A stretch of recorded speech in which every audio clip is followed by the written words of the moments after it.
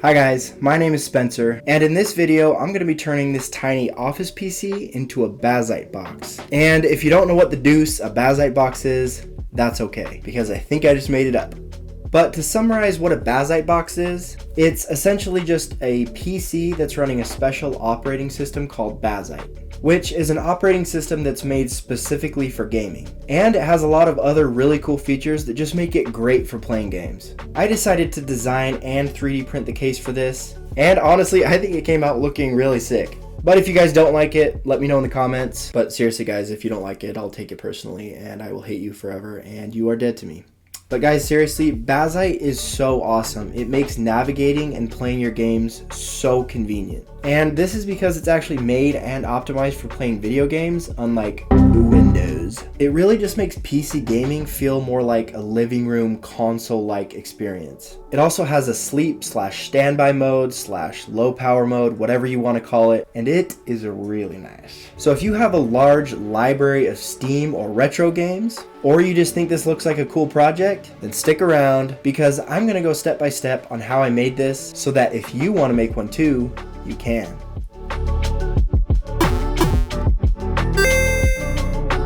Alright, so this little office PC is a Lenovo ThinkCentre M920, and based on my research, I think this is a perfect choice for this project. There's lots of sellers on eBay for these, and they're usually about in the $180 price range. I got mine for about $120 without an SSD. Just make sure that when you're shopping for one of these, you get one with an i7 and 16 or more gigabytes of RAM. And for our GPU, we're going to go with an AMD Radeon RX 6400 low profile. I chose this card because I think it's a good value and because it's an AMD card, and at the moment AMD cards work a lot better than Nvidia cards with Bazzite. I got mine used on eBay, and these are HP and a really good deal if you can find them. I also found an AliExpress user that sells these used for a pretty good price, so I'll put that link in the description. And we're going to need an M.2 NVMe SSD drive, and if your computer didn't already come with one, you're going to need one. This one is 1 terabyte, but you can go as small or as large as you want. And we're going to upgrade to a 135 watt power supply so that we have enough power for our system. You can find these for about $20 on eBay, or you can get them on AliExpress for under $20, and I'll leave a link in the description. And if your computer didn't already come with one of these, you're going to want one of these Wi-Fi antennas. And for our 3D printed case, we're going to be using these self-tapping screws. I've found that they work really well for 3D prints. And these black ones are going to go really nice with our case. Alright, now it's time to take this thing apart. We're going to start by taking out this screw right here. Then we're going to slide the top of the case just like this and then lift it off. And on the inside we have a few things that we need to remove. And yours most likely won't look just like mine, but a lot of this will still apply. Mine has a couple of zip ties holding things together, so I'm going to clip those off. Then we need to ditch this SSD tray because this is where our GPU is going to go. And the same goes for this ribbon cable right here. And we can take this off by pulling up on the little black tab. Now we need to take out this DisplayPort PCB because we won't need it anymore. I'm also going to take off this GPU mounting part of the case so that it's not in the way. Now we're going to remove this screw holding this antenna onto the case. Handle it with care because we will be using it later on. It just needs to temporarily be removed for the GPU. Now we're just going to connect this riser to the GPU so we can install it. And you guys can do this however you want, but once I got the GPU installed, I just decided to leave the top half of the case off, and it's going to make troubleshooting down the line a lot easier. Now we're going to be installing Bazzite, and if you're not ready for the step, that's fine. You can skip ahead or skip back. I'm going to have everything timestamped and in the description. And the first thing we're going to want to do is go to Bazzite's download page. And wow, I'm really sorry guys, I am just realizing that none of my screen capture footage has a cursor. But I'm going to make the most of it, and I am just going to explain to you where you need to click.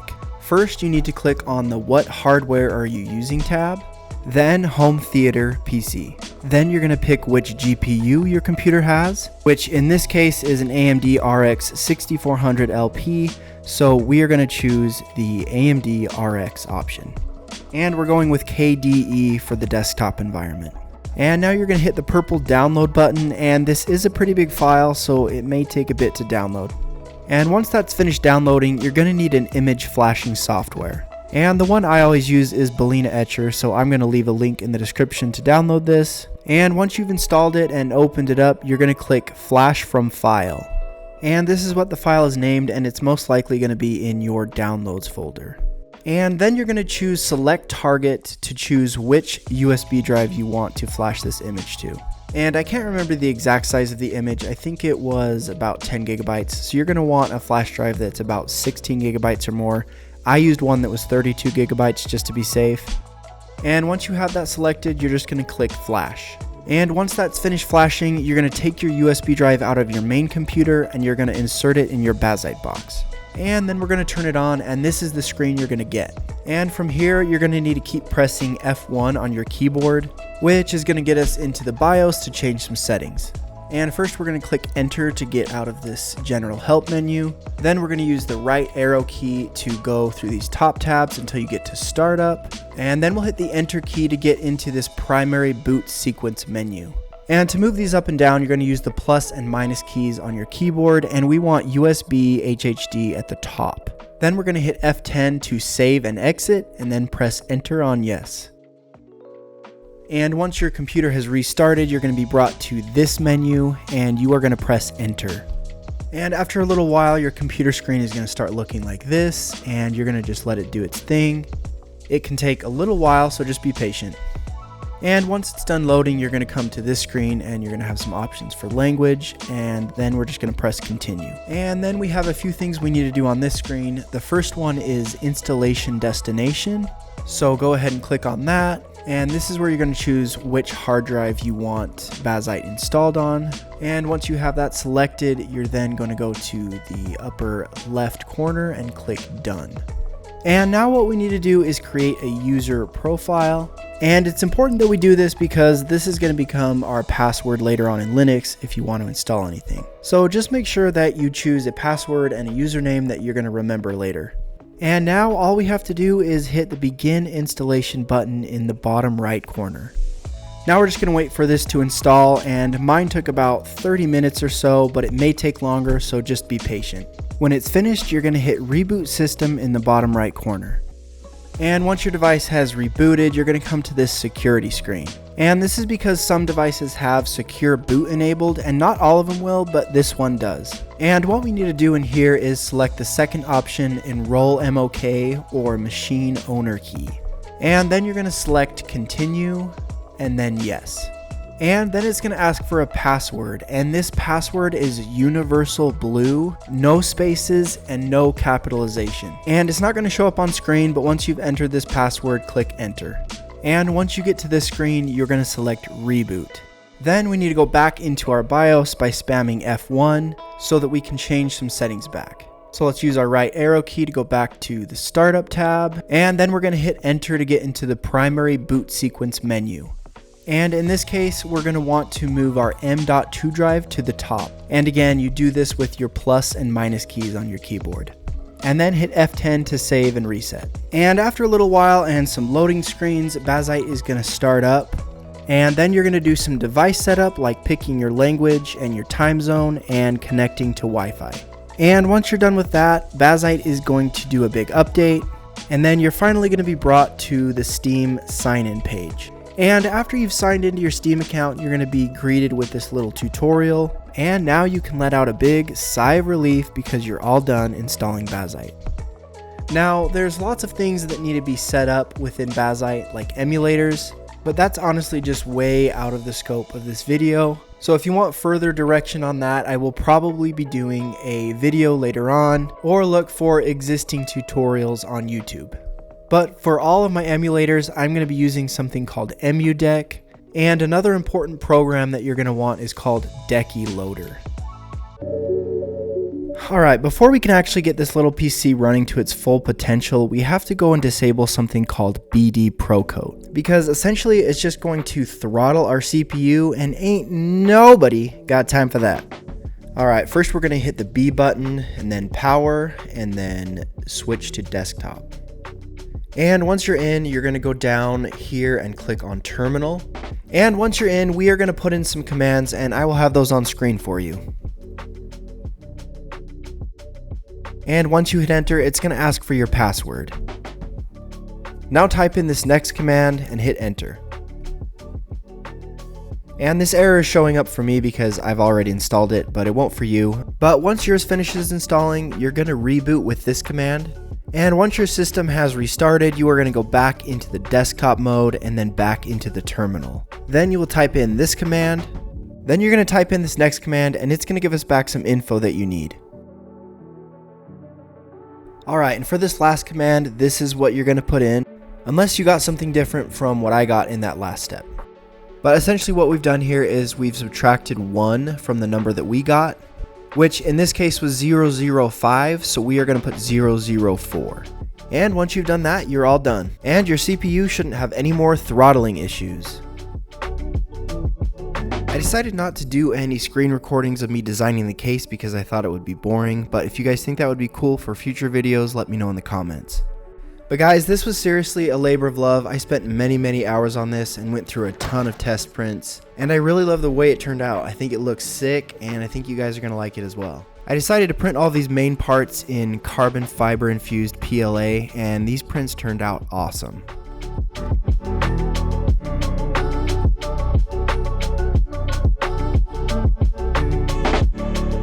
Alright, so now that we have our new 3D printed case, we're going to need to take the motherboard off of the bottom part of the old case. And we're going to start by taking the GPU and the GPU riser out.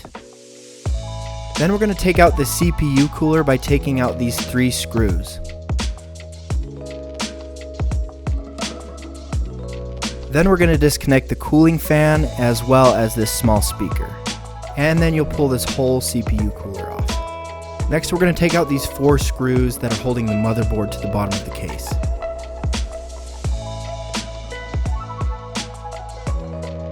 Then we'll take this bottom cover off by sliding it up. And then you'll be able to detach the motherboard from the bottom half of the case. And now we're ready to start putting everything into our new 3D printed case. First, we're going to put these threaded inserts into these screw post holes. And for now, you're just going to set them in there. Then we're going to take our soldering iron, and we're going to use it to quickly heat up these threaded inserts and push them into the hot plastic. And the move here, my guys, is to move quickly and pull out fast. Yeah, don't worry, I've got your back, boys. Nah, but seriously, when you guys are doing this, just make sure you're getting the threaded inserts flush with the screw posts. Next, let's get the motherboard into the main part of the case. And we're going to start by putting the back of the motherboard in first like this, and then push the front part of the motherboard around this part of the 3D printed case like this. And now before we screw the motherboard in, we're going to put the power button in here, and it may take some wiggling, but you'll get it in. That's what she said! Alright, I'm done. That one was just too good to resist. Alright, next we're just going to put this one screw in to hold the power button on. Now we're going to attach the motherboard to the case with these 4 outermost screws. And I forgot to mention that I just left my GPU on, but if it's giving you trouble, you can take it off and then it's going to be easier to get those screws in. Now we're going to get this antenna hooked up by putting it through this hole in the back. Then we'll grab our 3D printed antenna mount bracket. And we'll use 2 screws to secure this down. And this is going to secure the antenna, but also allow us to change its position. Alright, now we're going to secure this other antenna. And this can be a little tricky, but just make sure you have it in the same orientation I do, and it's going to slide right onto this part of the case.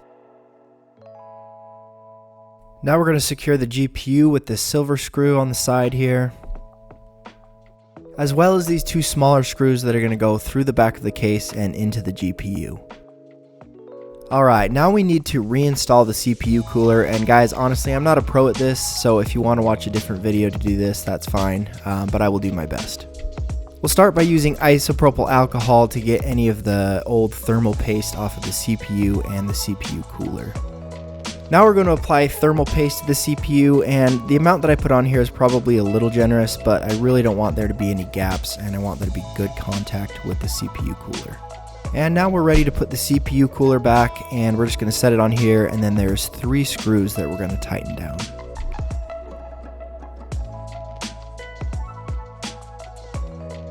Then I'm going to temporarily remove this antenna so that I can reconnect the CPU fan and the small speaker.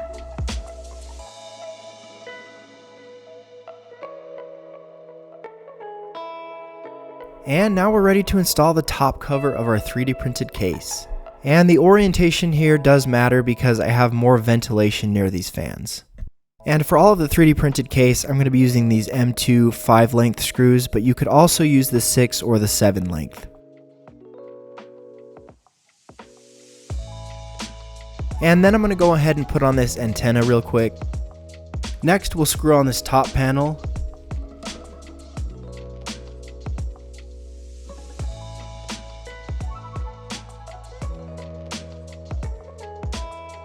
And then we'll install this front panel.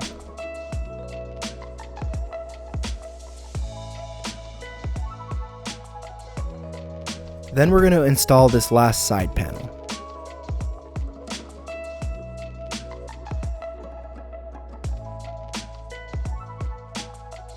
Next, we're going to attach our mostly assembled case to this stand, but before we do that, we're actually going to add some rubber grips.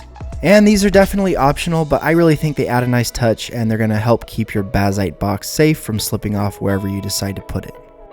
And now we're ready to attach the stand and the case with 4 M2 screws.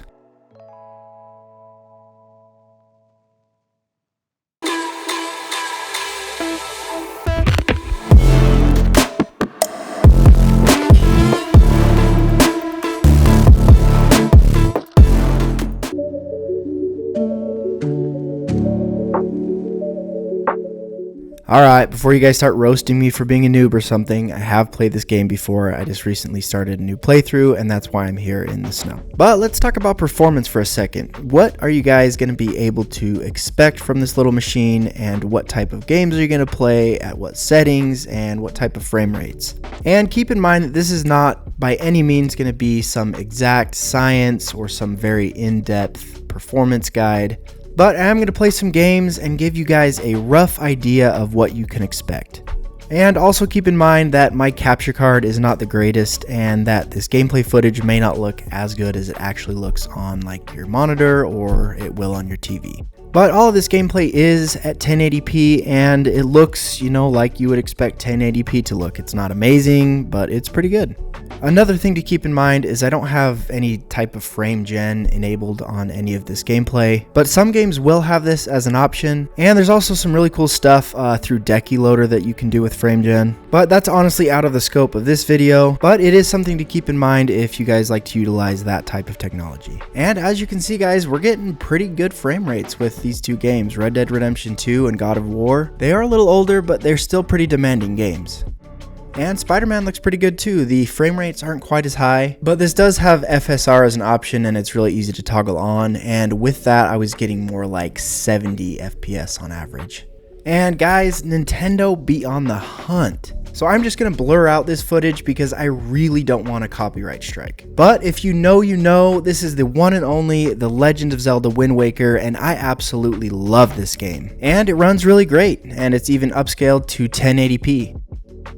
As far as emulation goes, the Bazzite box is going to be able to handle just about anything you can throw at it. I don't have a super extensive library of retro games, especially with PlayStation games, but based on other videos I've seen and other information online, it should be able to handle things even up to like PlayStation 3, PlayStation 4, Xbox 360, original Xbox. It really comes down to just how much time you want to spend configuring the emulators and getting it all set up.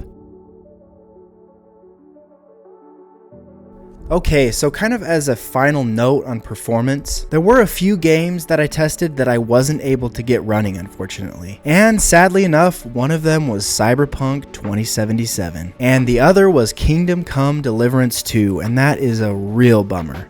And I'm like 90% sure that this is because of the small amount of VRAM that the RX 6400 low profile has. But to be honest, both of those games probably wouldn't have run too well anyway. On the other side of the coin, the Bazzite box works really well for multiplayer games. Games like Gang Beasts, if you guys have heard of Stick Fight, if you've heard of Boomerang Fu, those are all super fun like party games, and this runs those great. And the 4-player controller support on Bazzite is awesome. It just works. Whereas with Windows, I would always have issues with multiplayer games. So, was the frustration, the many hours of 3D modeling, test printing, and fiddling with settings worth it? For me, abso-freaking-lutely it was. I freaking love this thing. And it turned out even better than I expected. But honestly, I want to know what you guys think. Did you hate it? Did you love it? Or do you think I'm a fool? Let me know.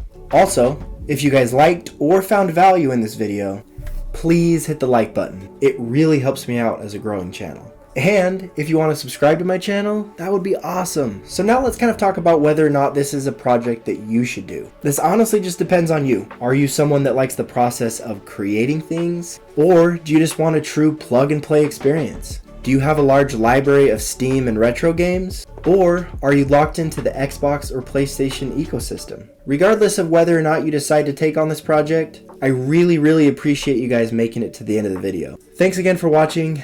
I'm Spencer, and this is Pixels and Polymer.